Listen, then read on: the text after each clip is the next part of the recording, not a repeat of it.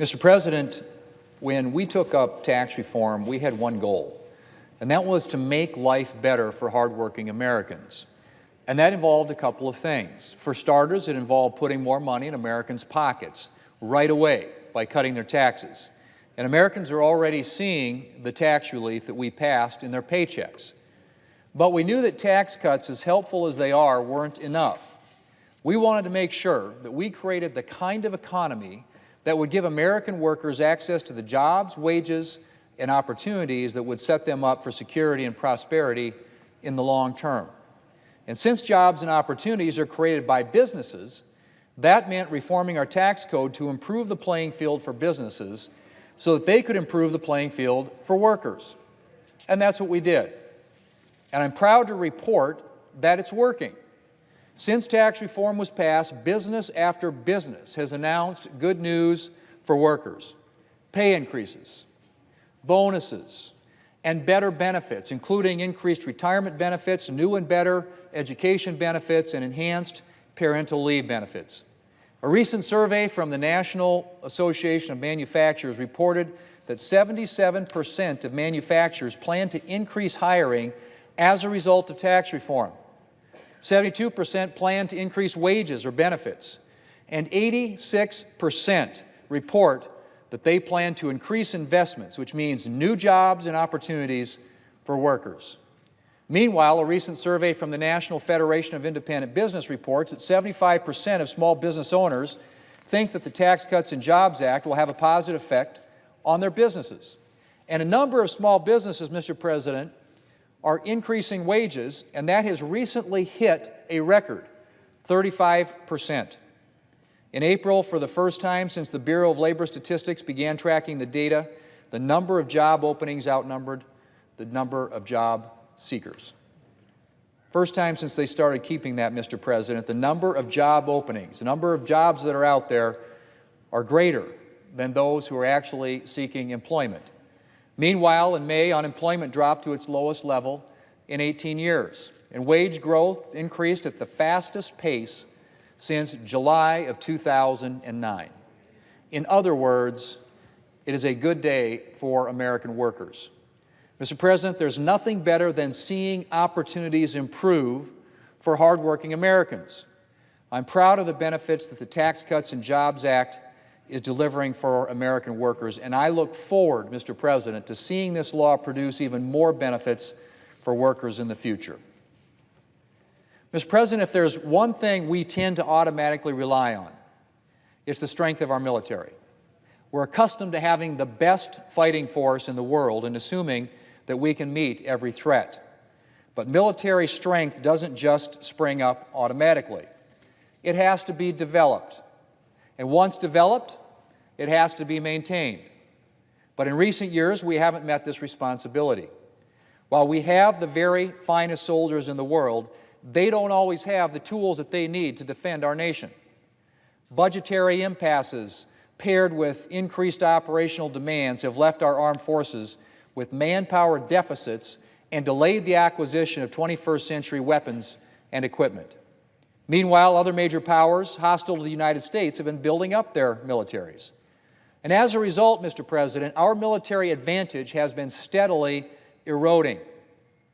In a 1793 address to Congress, President George Washington said, and I quote, "There is a rank due to the United States among nations which will be withheld, if not absolutely lost, by the reputation of weakness. If we desire," he went on to say, "to avoid insult, we must be able to repel it. If we desire to secure peace, one of the most powerful instruments of our rising prosperity, it must be known that we are at all times ready for war," end quote. That was from George Washington, 1793. Ronald Reagan put it a little bit differently. He said, "Well, to those who think strength provokes conflict, Will Rogers had his own answer. He said of the world heavyweight champion of his day, 'I've never seen anyone insult Jack Dempsey.'" Well, Mr. President, there's no better way to secure peace than to make sure the United States military is the strongest, best equipped, most capable fighting force in the world. If we want to protect our nation and promote peace around the world, it is imperative that we rebuild our military. Since President Trump's election, Republicans have been working to reverse the underfunding of our military and to restore our nation's fighting force. In March of this year, we arrived at a budget agreement that contained the largest year-to-year increase in defense spending in 15 years. The fiscal year 2019 National Defense Authorization Act, which we're considering this week, is the next step in rebuilding our military. This bill invests in research and modernization to ensure that our men and women in uniform will be equipped to meet 21st century threats, including those posed by major powers. It reforms the outdated officer personnel management system to improve career flexibility and merit-based advancement. It makes reforms to the civilian leadership structure at the Department of Defense to make it more agile, especially for hiring technical talent. It implements measures to deter additional aggression from Russia and China, two of the biggest threats to the security and stability of the world in the 21st century. And it provides a 2.6% pay increase for our men and women in uniform, the largest pay increase for our service members in nearly 10 years. Mr. President, I've offered a number of amendments to further the bill's mission, including one to expedite the backlog of foreign military sales.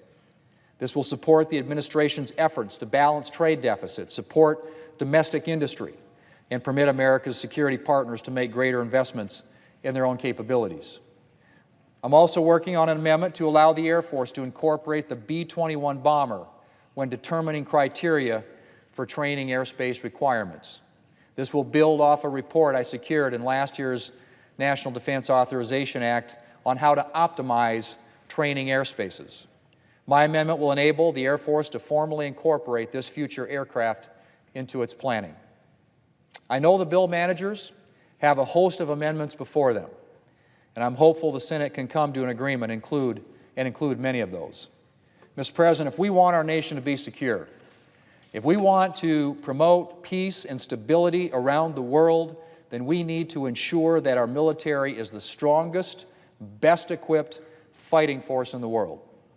This year's National Defense Authorization Act will help our military regain its competitive edge and equip our men and women in uniform with the tools that they need to meet and defeat the threats of the 21st century.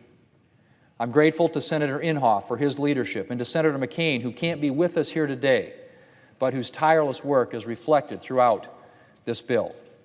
And I look forward, Mr. President, to working with my colleagues to pass this legislation this week and ultimately get this bill to the President so the important work of defending this country can continue. Mr. President, I yield the floor.